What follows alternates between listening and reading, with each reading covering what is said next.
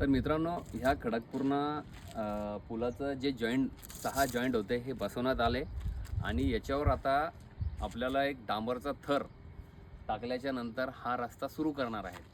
त्याच्यानंतर हा रस्ता सुरू झाल्याच्या नंतर आपण जे बघता ते बघा, तो जो पूल आहे, तो जो पूल आहे की तो पुलाचा म्हणजे तो रस्ता पूर्णपणे बंद होणार आहे आणि तो जो उखडलेला रस्ता आहे त्या रस्त्यावर तो पण नागपूर मुंबईची जुनी नागपूर डाकलाईन आहे आणि त्या नागपूर मुंबईच्या जुन्या डाकलाईनवर या रस्ता बंद असल्यामुळे तिकडून बंदे वाहने तिकडून वळवण्यात आलेले आहेत आणि त्या वाहनामुळे मोठमोठाले खड्डे पडलेले आहे मित्रांनो त्या रस्त्यावर.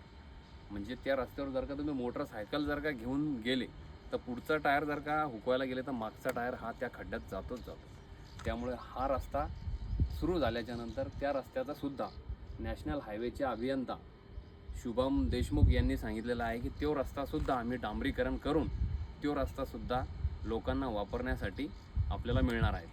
तर मित्रांनो, हा रस्ता पूर्ण हा जो पूल आहे हा पूर्ण शिकस्त झाला होता.